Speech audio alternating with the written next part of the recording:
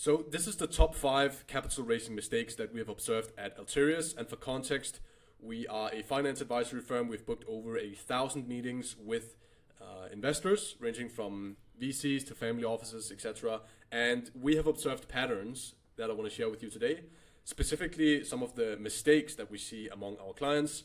And so that is exactly what I want to do in this video. The first one is not doing cold outreach. So simply just relying on introductions, like warm introductions, relying on your network. This is a dangerous game to play because you're relying on luck. And if you actually happen to exhaust your network, that's an issue. Then you have to do cold outreach at some point. But there's also another reason why you want to do cold outreach, because you are going to raise significantly faster if you have more top of funnel, if you have more people in the pipeline. That is just a simple math equation. The more people that are potentially interested, the faster one of them is going to be able to extend the term sheet and actually get you closer to a point where you can close the rounds. So that's another thing. And also you can kind of create some competitive tension between the investors and get better terms for yourself. So there's a lot of benefits with cold outreach simply because it can provide a better and bigger top of funnel in the fundraising process. So doing cold outreach is a very wise thing to do, even if you think you don't need it. The next thing is exaggerating or lying. And obviously this comes in many different forms.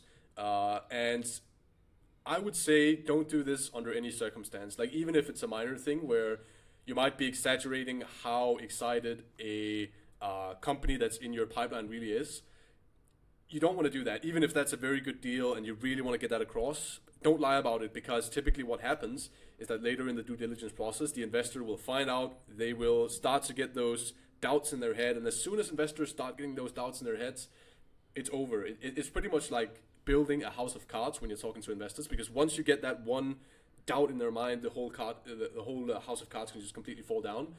And then the deal is not going to go through. And also investors have withdrawn term sheets in the past because of stuff like this, even if it's minor. And so it's very important not to exaggerate and not to lie. It's a very bad thing. Also, you don't want to kind of be blackballed in the VC community, for example, which is something that we've seen before, people being blackballed because they've been lying, stuff like that. So you really want to make sure that you don't do this to kind of save your reputation, and also make sure that you have a more smooth and pleasant fundraising experience.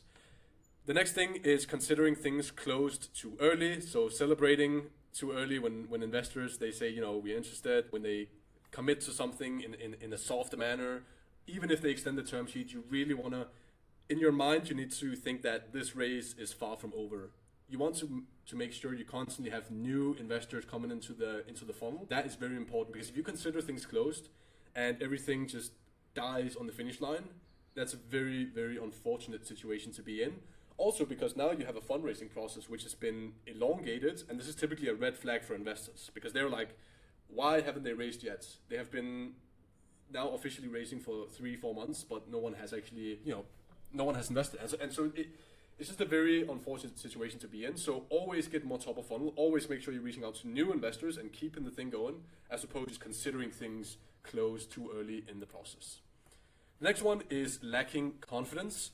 So simply giving in to this kind of conception that you don't have leverage. Like a lot of founders, they kind of put investors on a pedestal, and that kind of shows. They seem desperate. They don't come from a place of abundance, and so that's a very, very major issue in the fundraising process, because they can sense that kind of stuff if you're not coming from a place of abundance. And it's just very much like a herd mentality. If VCs, if they find that other VCs or you yourself are not confident in what you're doing, they are themselves not going to be confident. And so it's very important to display this. You don't want to come off too desperate and needy. So that's a very, very important thing to keep in mind, that there are psychological elements to the process, and so you want to respect that. The last one is not treating capital raising as a sales funnel. So people tend to just not go for the close. You gotta go for the close. You gotta ask for the close. You gotta create you got to create next steps, essentially, and you're the one that needs to do that, because these investors, they might have a lot of different stuff on their plates. They might be looking at 8 companies, and if you're the one that is able to create very, very precise and concise agendas, they will appreciate that, and it will also increase the likelihood that your company is the one they actually invest in, because they like, even though most people say that, oh, people like to be in control. Sometimes it's just easier when you lay out the next steps and you say, this is exactly what we're going to do on today's meeting. We want to know exactly what needs to happen in order for you to extend the term sheet. And then just kind of having these concise points on how to move forward. This is very, very good to do, and treating it like a sales funnel. You want to ask for the close. And so, yeah, that is pretty much it. Also, what ties into this is definitely what I've already mentioned, like kind of viewing it as a funnel. So we have the top of the funnel, which is all the new investors that show interest. Middle of the funnel is essentially all the stuff that happens, like the initial due diligence, so on and so forth. And the bottom of the funnel is when you're trying to secure the deal. And so that's kind of how to view this as a funnel.